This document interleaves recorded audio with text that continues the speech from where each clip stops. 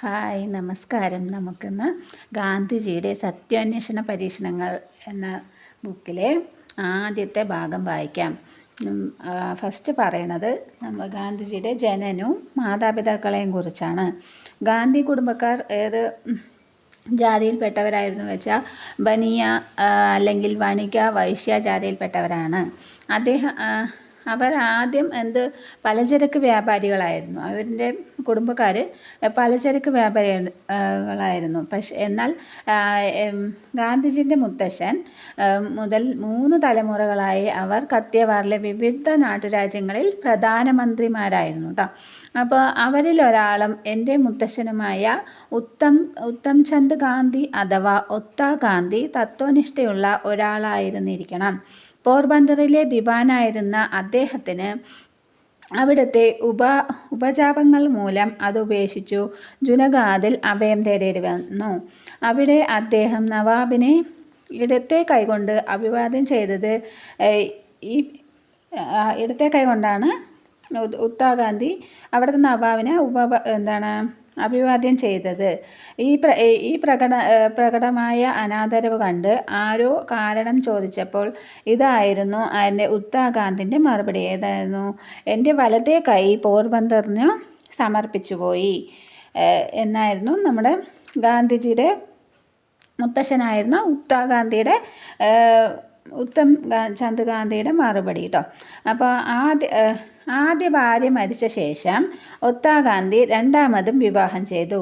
ആദ്യ ഭാര്യയിൽ 4 രണ്ടാമത്തെ ഭാര്യയിൽ 2 പുത്രന്മാർ അദ്ദേഹത്തിനുണ്ടായി.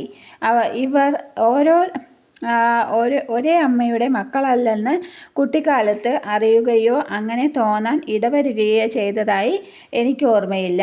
ഈ 6 സഹോദരന്മാരിൽ 5ാമനാണ് കരംചന്ദ് ഗാന്ധി അഥവാ കബ്ബ ഗാന്ധി. 6ാമൻ തുളസീദാസ് ഗാന്ധിയും.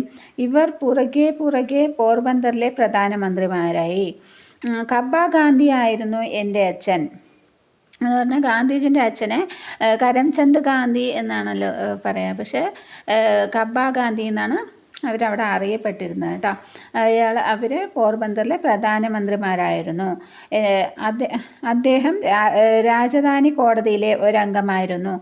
നാടുവാഴികളും അവരുടെ ബന്ധുക്കളും തമ്മിലുള്ള തർക്കങ്ങൾ തീർക്കുന്നതിന് അക്കാലത്ത് വളരെ ശക്തിയുള്ള ഒരു സ്ഥാപനമായിരുന്നു ആ കോടതി. ഇപ്പോൾ അത് നിലവിലില്ല. അച്ഛൻ കുറച്ചു കാലം രാജ്കോട്ടിലും പിന്നീട് വങ്കനാറിലും പ്രധാനമന്ത്രിയായി പ്രവർത്തിച്ചു. മരിക്കുമ്പോൾ രാജ്കോട്ട് വക പെൻഷൻ കിട്ടിയിരുന്നു. ഓരോ ഭാര്യയുടെയും മരണത്തെ തുടർന്ന് മറ്റൊന്ന് എന്ന മട്ടിൽ അദ്ദേഹം മീൻസ് നമ്മുടെ കരംചന്ദ് ഗാന്ധി, കബ്ബ ഗാന്ധി എന്ന് പറയുന്നത് കരംചന്ദ് ഗാന്ധി 4 തവണ വിവാഹം കഴിച്ചു. നമ്മുടെ ഗാന്ധിജിയുടെ അച്ഛൻ 4 തവണ വിവാഹം കഴിച്ചിട്ടുണ്ടായിരുന്നു കേട്ടോ. അപ്പോൾ ആദ്യ 2 ഭാര്യമാരിൽ നിന്നായി അദ്ദേഹത്തിന് 2 പുത്രിമാരും 4ാമത്തെ ഭാര്യ പുത്രിബായിൽ നിന്നും 1 പുത്രിയും 3 പുത്രന്മാരും ഉണ്ടായി. അവരിൽ ഏറ്റവും ഇളയാളാണ് നമ്മുടെ ഗാന്ധിജി. അപ്പം പുത്ലിബായി നാലാമത്തെ വിവാഹം കഴിച്ചത് പുത്ലിബായി ആയിരുന്നു.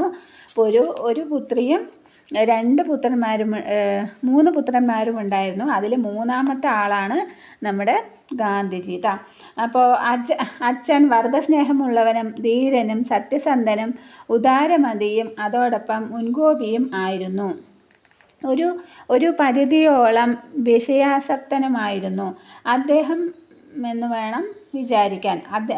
കാരണം അദ്ദേഹം 4ാം തവണ വിവാഹം കഴിക്കുമ്പോൾ 40 വയസ്സായിരുന്നു.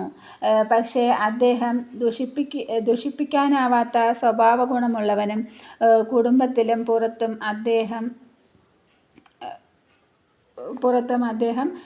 നിഷ്പക്ഷനെന്നും പേരുകേട്ടവനും ആയിരുന്നു. രാജാവിനോടുള്ള അദ്ദേഹത്തിൻ്റെ വിശ്വസ്തതയും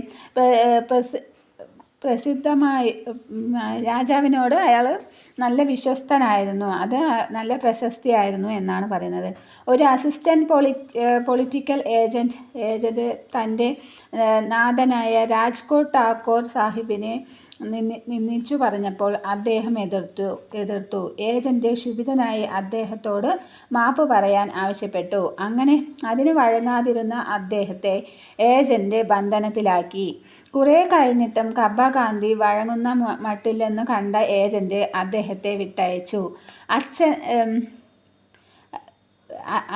അച്ഛന് സമ്പത്ത് കുന്നുകൂട്ടാൻ യാതൊരാഗ്രഹവും ഉണ്ടായിരുന്നില്ല. അതിനാൽ ഞങ്ങൾക്കായി കാര്യമായൊന്നും ശേഷിപ്പിക്കാതെയാണ് അദ്ദേഹം വിട്ടുപോയത്. അദ്ദേഹത്തിന് അനുഭവമല്ലാതെ വേറെ പറയത്തക്ക വിദ്യാഭ്യാസമൊന്നും ഉണ്ടായിരുന്നില്ല.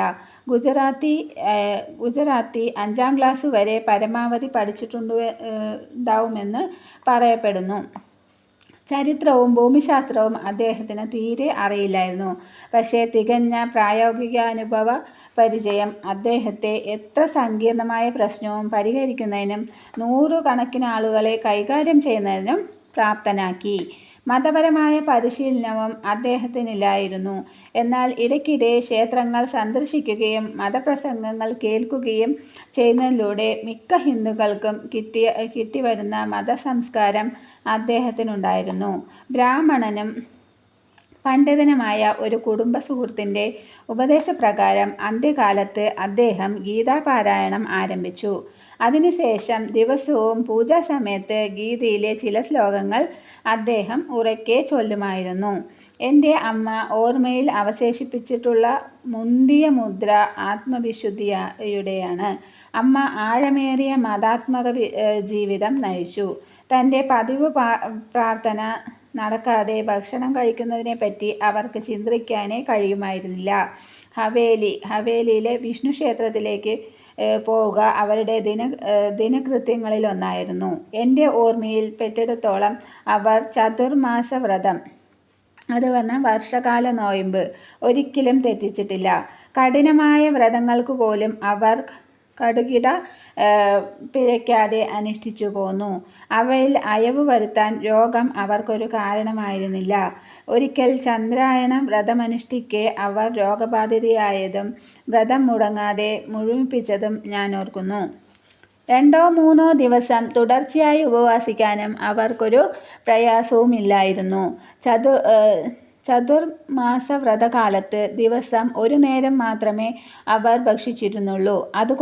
അതുകൊണ്ടും തൃപ്തമാകാതെ ഒരു ചതുർമാസ കാലത്ത് ഒന്നിടവിട്ട ദിവസങ്ങളിൽ അവർ പട്ടിണി കിടന്നു. മറ്റൊരു ചതുർമാസക്കാലത്ത് സൂര്യനെ കാണാതെ ഭക്ഷണം കഴിക്കില്ലെന്ന് അവർ ശപഥം ചെയ്തു.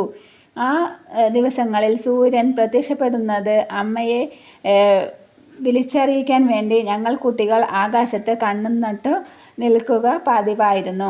മഴക്കാലത്തിൻ്റെ മൂർധന്യത്തിൽ സൂര്യൻ മുഖം കാണിക്കാൻ മിക്കപ്പോഴും കനിവ് കാട്ടാറില്ലെന്ന് എല്ലാവർക്കും അറിയാമല്ലോ. സൂര്യൻ പെട്ടെന്ന് അപ്രത്യക്ഷമായത് ഓടിച്ചെന്ന് ഞങ്ങൾ അമ്മയെ അറിയിച്ച ദിവസങ്ങൾ ഞാൻ ഓർക്കുന്നു. സ്വന്തം കണ്ണുകൊണ്ട് സൂര്യനെ കാണാൻ അവർ ഓടിവരും. അപ്പോഴേക്കും ഒളിച്ചോട്ടക്കാരനായ സൂര്യൻ അമ്മയുടെ ഭക്ഷണം നഷ്ടപ്പെടുത്തിക്കൊണ്ട് പോയിക്കഴിഞ്ഞിരിക്കും. അത് സാരമില്ല, അവർ ആഹ്ലാദത്തോടെ പറയും. ഇന്നു ഞാൻ ഭക്ഷണം കഴിക്കരുതെന്നാണ് ഈശ്വര നിശ്ചയം. അനന്തരം അവർ തൻ്റെ ജോലികളിലും മുഴുകും. നല്ല ബുദ്ധിയുള്ള സ്ത്രീയായിരുന്നു എൻ്റെ അമ്മ. രാജ്യകാര്യങ്ങളെപ്പറ്റി അവർക്ക് തികഞ്ഞ അറിവുണ്ടായിരുന്നു. രാജ്യഗൃഹത്തിലെ സ്ത്രീകൾ അവരുടെ ബുദ്ധിവൈഭവത്തെ മാനിച്ചിരുന്നു. കുട്ടി എന്ന നിലയ്ക്കുള്ള ആനുകൂല്യം ഉപയോഗിച്ച് അമ്മയോടൊപ്പം ഞാൻ പലപ്പോഴും അന്തഃപുരത്തിൽ ചെല്ലും. അത്തരം സന്ദർഭങ്ങളിൽ എൻ്റെ അമ്മ ഠാക്കോർ സാഹിബിൻ്റെ വിധവയായ അമ്മയുമായി നടത്തിയ സജീവ ചർച്ചകൾ എനിക്കിപ്പോഴും ഓർമ്മയുണ്ട്. ഈ മാതാപിതാക്കളുടെ സന്താനമായി 1869 ഒക്ടോബർ 2-ാം തീയതി പോർബന്തറിൽ, അല്ലെങ്കിൽ സുദാമപുരി എന്നും അറിയപ്പെടുന്ന സ്ഥലമാണ് ഈ പോർബന്തർ കേട്ടോ, ഞാൻ പിറന്നു. അവിടെ തന്നെ ശൈശവം കഴിച്ചു. എൻ്റെ സ്കൂളിൽ ചേർത്തതായി ഓർമ്മയുണ്ട്. ഗുണനപ്പട്ടിക പഠിച്ചത് നന്നേ ക്ലേശിച്ചാണ്. മറ്റേ കുട്ടികളോടൊപ്പം ചേർന്ന് ഞങ്ങളുടെ അധ്യാപകനെ ചീത്ത പഠിച്ചതല്ലാതെ അക്കാലത്ത് മറ്റൊന്നും ഞാൻ ഓർമ്മിക്കാൻ കഴിയാത്തതിൽ നിന്നും എൻ്റെ ബുദ്ധി മന്ദിച്ചതും ഓർമ്മശക്തി അപക്വമായിരുന്നുവെന്ന് ഉറപ്പിക്കാം. നമ്മൾക്ക് വായിക്കുമ്പോൾ ശരിക്ക് ഗാന്ധിജിൻ്റെ ആ കുട്ടിക്കാലത്തിലേക്ക് നമ്മൾ പോയ പോലെ ഇല്ലേ. എന്താ പറയുക, ഇനി നെക്സ്റ്റ് ഗാന്ധിജിയുടെ കുട്ടിക്കാലമാണ്. അത് നമുക്ക് അടുത്ത വീഡിയോയിൽ വായിക്കാം കേട്ടോ.